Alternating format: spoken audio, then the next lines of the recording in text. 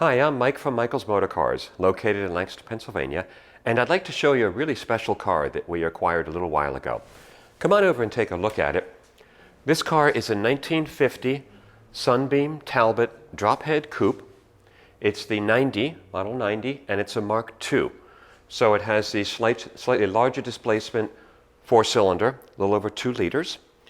It is a car that has just endeared itself to us here. It's just a lovely, friendly car. So let me show you some of the aspects of the car. The engine compartment, and we have a lot of photos of this, which we'll be showing in the photo gallery.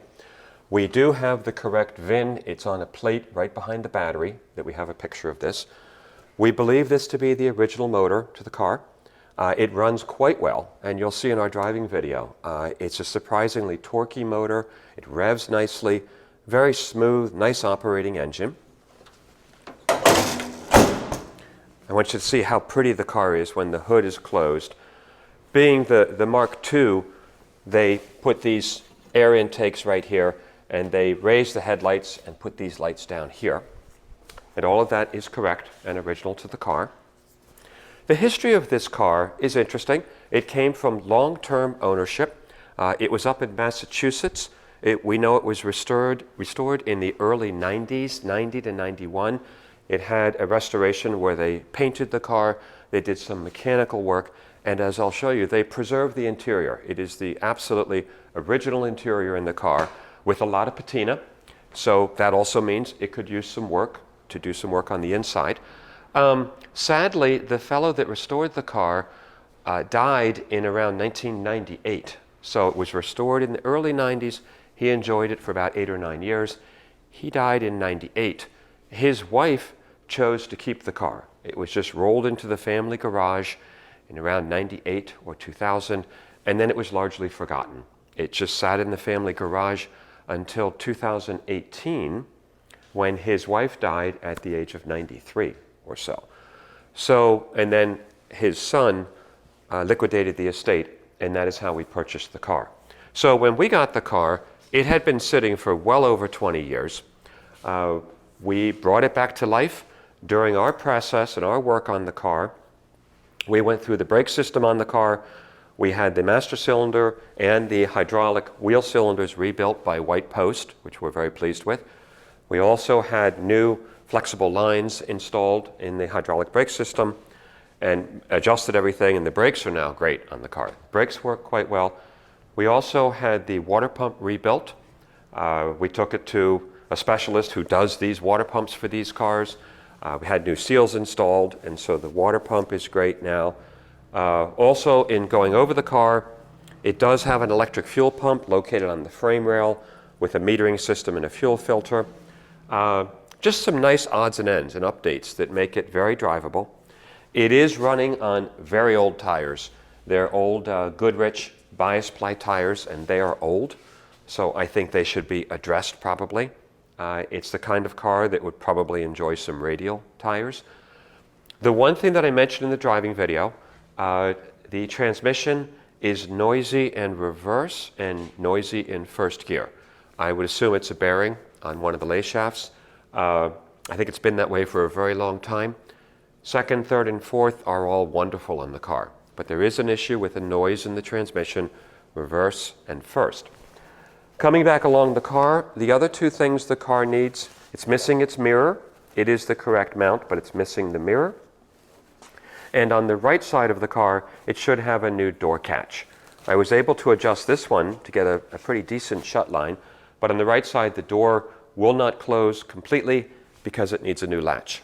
I'm trying to source one of those. If I get one during the auction, I'll make mention of it in the auction. Showing you the interior of the car, and this is where you see the patina of the car. This is all original. It definitely needs carpeting. The carpeting is pretty gone on the car, and as you can see, the leather, it would be fun to find a really good interior guy to preserve a lot of this and blend it new and old. Or you could have a new interior installed. It's really the only thing cosmetically the car needs at this point. The paint is holding up very nicely. There are really no significant marks on the paint. I love the dash on this car. the banjo steering wheel. All the instruments are working correctly. The fuel, water, amps and oil and speedometer are working. The odometer is not working.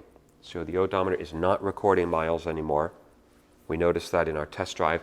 Has this wonderful little clock in the rearview mirror. It's a car, it's just a really cool car. I mean, obviously around here, we get all these different cars, and sometimes cars just really hit us, and this one is one of those cars, just a sweet car. It has its spats on the side, which is very 1950 styling. In the back, this is where the British get really fun. They love doing this stuff. The spare tire should be here in the spare tire well. We do not have a spare to the car. It would live there. It is overall, and you'll be looking at the chassis pictures that we'll take of this car, very strong underneath. The frame is very solid. The floorboards are solid. Very solid car. Very little rust on it underneath. So this goes up like this, latches in place.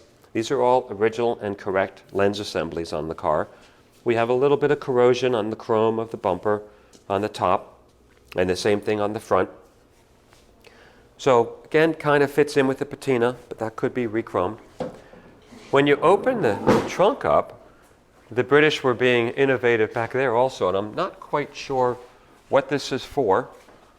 I am sure some Sunbeam people will tell us, but you have a little compartment in there, so you can put stuff in there. I'll be curious what the Sunbeam people come back and tell us why that is there, but it's there. Trunk floor is nice and solid.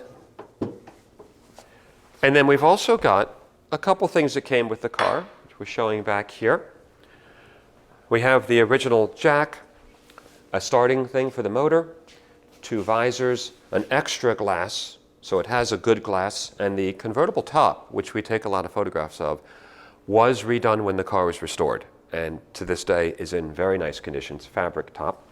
And then this cool toolkit, which I'm assuming came with the car, but I can't verify that because we don't get a lot of Sunbeam Talbots. But we got it with the car, so it's staying with the car. That all goes with it. And then coming along the back of the car, just neat lines. When you really stand back, and please look at the photograph we do outside with the car. And as we go up that side of the car, I'll show you something that we're terribly proud of on this car. And there we have working trafficators. So they actually go down and they go up. And they both work. And it's just so cool, so British. The horn works on the car. It's just, if you're looking for just a nice, sweet car that people like, please consider this car. It's quirky, it's British. There is some welding right here that was done at some point. On the other one, I think this rubber is supposed to go a little higher and actually hide that, but it's there, solidly done. There's no rusting or anything on the outside of the car or in the rockers. This is all extremely solid. It has its original heating and ventilation system. These cool door pulls, Jaguar style door openers. It's just fun. In the British car industry, you see all this commonality of the parts. And this is where it needs the new latch that will hold that in tighter. It's a mechanism, and I'm trying to find one for it. So there you have it. It's a rare car. There are not a lot of these left. It's in very usable condition right now. I would recommend putting tires on it if it's going to be driven a lot. And I think the transmission is fine to use the way it is right now. But with the brake work we did, with the water pump work, we also cleaned out the fuel tank. And the car is just a really nice, pleasant car to own and drive. So we're hoping it does really well. Please ask us any questions.